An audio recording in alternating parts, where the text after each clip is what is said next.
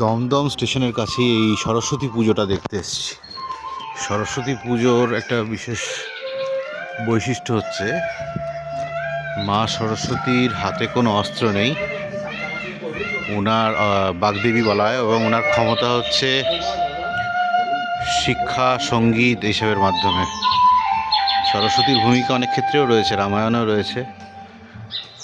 কুম্ভকর্ণ আছে, কুম্ভকর্ণ চেয়েছিল ইন্দ্রাসন, কিন্তু ইন্দ্রাসনের জায়গায় উনি নিদ্রাসন চেয়েছিলেন, কারণ সরস্বতী ওই সময় ওনার জীবের মধ্যে অবস্থান করেছিলেন এবং অবস্থান করে ভুল উচ্চারণ করে দিয়েছিলেন। তো ভুল উচ্চারণের বিভ্রাট হচ্ছে ইন্দ্রাসনের জায়গায় নিদ্রাসন।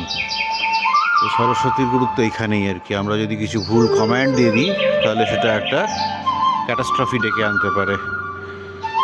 আর সরস্বতী পুজোর উচ্চারণও এই জন্যে খুব ছোট মন্ত্র, কিন্তু সঠিকভাবে করা খুব দরকার। সঙ্গীতও সঠিকভাবে করতে হয়, তাল জ্ঞান থাকা দরকার। এবং সরস্বতীর বাহন হচ্ছে হাঁস। হাঁসের বৈশিষ্ট্য হচ্ছে দুধ আর জল একসাথে দিলে জলটাকে ফেলে রেখে দুধটাকে খেয়ে নিতে পারে। সে সঠিকভাবে বিচার করতে পারে কোনটি প্রয়োজন কোনটি অপ্রয়োজন।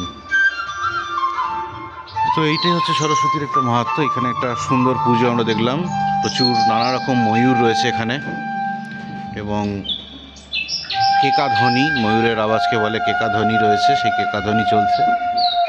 এইটা কলকাতার টপ পুজোর মধ্যে একটি স্থান পেয়েছে দমদম স্টেশনের কাছে। কেমন লাগলো জানাবেন। ধন্যবাদ।